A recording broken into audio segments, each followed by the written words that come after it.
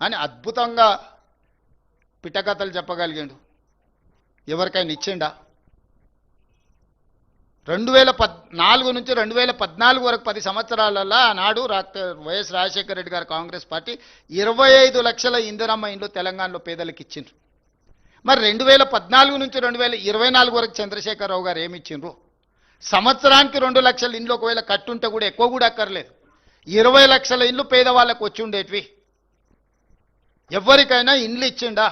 మేము వచ్చిన ఎంబడే నియోజకవర్గానికి 3,500 ఇండ్ల ప్రకారం 4,50,000 ఇందిరమ్మ ఇండ్లు, ప్రతి పేదవాడికి ఇల్లు మంజూరు అయితే 5 లక్షల రూపాయలు నగదు పని అయిన ఎంబడే ఖాతాలో పడేటట్టు. ఎక్కడైనా ఇందిరమ్మ ఇండ్ల దళారులు కానీ చేతివాటం కానీ ఎక్కడన్నా కనిపించిందా? ఎక్కడైనా చిన్నదేనన్నా ఉంటే కూడా ఎంబడే వాళ్ళను ఉద్యోగాల నుంచి తొలగించిన చరిత్ర ఉంది. ఇందిరమ్మ ఇండ్లలో ఎక్కడైనా లోపం ఉందా? నోటిఫికేషన్లు ఇవ్వాలి, పరీక్షా పత్రాలు జిరాక్స్ సెంటర్లో అలా అమ్మాలి. ఎప్పుడైనా పోటీ పరీక్షలు చేసిండా? 2011లో గ్రూప్ 1 నియామకం జరిగితే 2026 వరకు అసలు నియామకాలు జరగలే. మళ్ళీ మేము వచ్చిన తర్వాతనే నోటిఫికేషన్ ఇచ్చి group 1, group 2, group 3, group 4, teachers, police 2 ఏళ్లలో 70,000 ప్రభుత్వ ఉద్యోగాలు ఇచ్చినాం. మొత్తం ప్రతి ప్రభుత్వ ఉద్యోగం మేము ఇచ్చిన వాళ్ళ లిస్ట్ అంతా రిలీజ్ చేస్తాం. మీరు లెక్క పెట్టుకోండి, అసెంబ్లీలో మొత్తం కాగితాలు తీసుకొచ్చి పెడతా. ఎన్ని కట్టలైనా సరే డిజిటల్ మాన్యువల్ మొత్తం ఇస్తా. స్కూల్స్ డైట్ ఛార్జెస్ పెంచలేదండి. పిల్లలకు అరాకలతో చచ్చిపోతుంటే 40% డైట్ ఛార్జెస్ పెంచిన, 200% కాస్మెటిక్ ఛార్జెస్ పెంచిన. Young India integrated residential schools 20,000 కోట్లతో పనులు ప్రారంభించుకున్నాం. యంగ్ ఇండియా స్కిల్స్ యూనివర్సిటీ పెట్టుకున్నాం, యంగ్ ఇండియా స్పోర్ట్స్ యూనివర్సిటీ పెట్టుకున్నాం. ఈరోజు స్కూల్స్లో మొత్తం ప్రక్షాళన చేసి ఫేషియల్ రికగ్నైజేషన్ సిస్టమ్ తీసుకొచ్చి టీచర్లను పిల్లల్ని సమన్వయం చేసుకొని ముందుకెళ్తున్నాం. ఇట్లా ఒక్కొక్క శాఖలో ప్రక్షాళన చేసుకుంటూ ఒక పక్కన సంక్షేమం, రెండవ పక్కన అభివృద్ధి. మోడీ గారు ఇచ్చినా ఇవ్వకపోయినా మూసీ రివర్ ఫ్రంట్ ఈరోజు మనం కట్టుకుంటున్నాం. మెట్రో సహకరించినా సహకరించకపోయినా మనం విస్తరణ చేసుకుంటున్నాం. రీజనల్ రింగ్ రోడ్ మీరు ఇస్తే ఇచ్చిండ్రు, లేకపోతే లేదు అని మనం నిర్మాణం చేసుకోవడానికి సన్నాహకాలు ఏర్పాటు చేసినాం. చిన్న చిన్న కాలనీలు లేకపోతే ఫైనాన్షియల్ ఏరియా డిస్ట్రిక్ట్స్ కాకుండా కంప్లీట్గా ఒక సిటీనే ఈరోజు భారత్ ఫ్యూచర్ సిటీని మనం నిర్మించుకుంటున్నాం. ఈరోజు గ్లోబల్ సమ్మిట్ చేసుకున్నాం. ఇవి పక్కన పెట్టండి, 100 సంవత్సరాల బీసీ కులగణన ఎవరైనా చేసిరా అండి? 100 సంవత్సరాల సమస్యకు భారతదేశంలోనే తలమానికంగా ఈరోజు socio economic, education, employment, political and caste survey చేసి దేశానికే ఆదర్శంగా నిలబడి బీసీ జనాభాను లెక్కలేసి ఫిబ్రవరి 4, 2024లో మొదలుపెట్టి ఫిబ్రవరి 4, 2025లో కంప్లీట్ చేసి సోషల్ జస్టిస్గా ఫిబ్రవరి 4ని మనం అఫీషియల్గా డెడికేట్ చేసుకున్నాం. ఇవాళ బలైన వర్గాలు వాళ్ళ లెక్కలు వాళ్ళు తేలిన సంతోషంలో లేరా?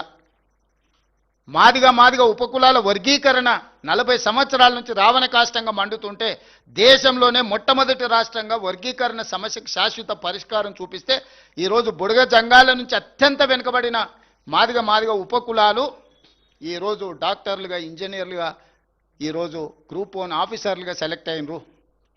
ఈ సమస్యకు మేము పరిష్కారం చూపించలేదా? 100 సంవత్సరాల బీసీ కులగణనకు శాశ్వత పరిష్కారం చూపించినాము, 40 సంవత్సరాల ఎస్సీ వర్గీకరణకు శాశ్వత పరిష్కారం చూపించినాము. సంక్షేమంలో మేము ఇచ్చిన ప్రతి మాట నిలబెట్టుకోవడానికి శాయశక్తుల ప్రయత్నం చేస్తున్నాము. తెలంగాణ రాష్ట్రాన్ని ప్రపంచంతోనే పోటీ పడే విధంగా ఈరోజు అభివృద్ధి పదం వైపు నడిపిస్తున్నాము. 2 సంవత్సరాలనే ఇన్ని చేయగలిగినాము. 12 ఏళ్ళు లేలినోడు మమ్మల్నే తిడతాడు, 10 సంవత్సరాలు దోసుకున్నోడు మమ్మల్నే తిడతాడు.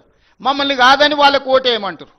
అందుకే ఓటర్లకు నేను స్పష్టంగా విజ్ఞప్తి చేస్తున్నా, 12 సంవత్సరాల మోడీ గారి పరిపాలన, 10 సంవత్సరాల చంద్రశేఖరరావు గారి దోపిడీని, 2 సంవత్సరాల మా సంక్షేమాన్ని, అభివృద్ధిని బేరీజు వేసుకొని మీరు తీర్పు ఇవ్వండి. ఈరోజు రాష్ట్రంలో అధికారంలో ఉన్నది ప్రజాపాలన. ఈరోజు మేము నిధులు ఇవ్వాలన్నా, గల్లీలలో అభివృద్ధి జరగాలన్నా, సంక్షేమాన్ని గల్లీలకు చేర్చాలన్నా అక్కడ మట్టికెళ్ళినా ఇంటివాడే వెళ్ళాలన్నట్టు అక్కడ మనవాడే ఉండాలి. సమన్వయం చేసుకొని నేను ఎందుకు చెప్తున్నట్టే, శాసనసభలో చంద్రశేఖరరావు గారు ప్రధాన ప్రతిపక్ష నాయకుడిగా తన బాధ్యతను తను నెరవేర్చినుంటే ఆ పార్టీ ప్రతిపక్షంలో కూడా ప్రజల పక్షాన మాట్లాడుతుంది, ప్రజల పక్షాన కొట్లాడుతుంది కాబట్టి కొంతమంది గెలవనియండి అని అనేవాన్ని. వాళ్ళు విధ్వంసం చేయడమే, అడ్డుకోవడమే, ఎక్కడికక్కడ అభివృద్ధిని నియంత్రించడమే కార్యక్రమంగా పెట్టుకొని గ్రూప్ 1లో కోర్టులో పిటిషన్లు వేస్తే హైకోర్టు చెంప చెల్లుమనిపించింది. బీసీలకు స్థానిక సంస్థలలో 42% రిజర్వేషన్లు ఇస్తే కోర్టులో పిటిషన్ వేసి కొట్టేపించారు. ఇప్పుడు బీఆర్ఎస్ వాళ్ళు ఆ పిటిషనర్కి వాళ్ళ టికెట్ ఇచ్చిండ్రు. రంగు బయటపడ్డది కదా, ఎవరు అడ్డుకున్నారో. మన సర్పంచ్ల 49.83% బీసీలకు మేము సర్పంచ్లు ఇచ్చినాం. ఇవాళ కౌన్సిలర్లు కార్పొరేటర్లు 61% ఇచ్చినాం. పార్టీ పరంగా ఇచ్చినాం. చట్టంలో అవకాశం లేకపోతే స్వీయ నియంత్రణ పెట్టుకొని పార్టీ కమిట్మెంట్తో ఈరోజు 61% కౌన్సిలర్లు కార్పొరేటర్లు బీసీలకు ఇచ్చినాం. ఇది మా కన్విక్షన్, ఇది మా కమిట్మెంట్, ఇది మా అప్రోచ్. కాబట్టి 3 పార్టీలను సంపూర్ణంగా విశ్లేషించండి. ఒకే ఒక్క రోజు, రేపు మిగిలింది 10 తారీఖు. 24 గంటల్లో మీ భవిష్యత్తు నిర్ణయం జరగబోతుంది. మీ గల్లీలో మీ సమస్యలు పరిష్కారం కావాలంటే ఎవరు పరిష్కరించగలరో, ఎవరు అభివృద్ధి చేయగలరో ఆలోచన చేయండి, విశ్లేషించండి. ఢిల్లీ నుంచి మోడీ గారు మన గల్లీలో మోరీ తీయడానికి వస్తారా?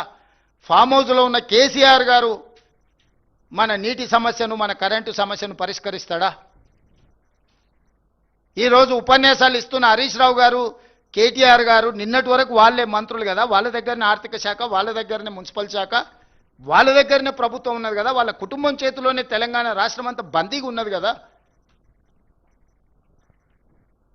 కాబట్టి ఈ సందర్భంగా ప్రశాంతంగా ఆలోచన చేసి తెలంగాణ సమాజానికి ఏది మేలో మీరే ఆలోచన చెయ్యండి.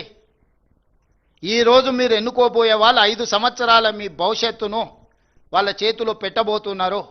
మీరు ఎవరికి మీ ప్రతినిధిగా బాధ్యత ఇవ్వబోతున్నారో మీరు ఆలోచన చేసి మంచి నిర్ణయం తీసుకోండి. ఈ ప్రభుత్వం మీది, మీకోసమే పనిచేస్తుంది. ప్రభుత్వం దగ్గర ఉన్న నిధులన్నీ ఖర్చు పెడుతుంది, కేంద్రంతో అవసరమైన సయోధ్యను సమన్వయం చేసుకుంటుంది.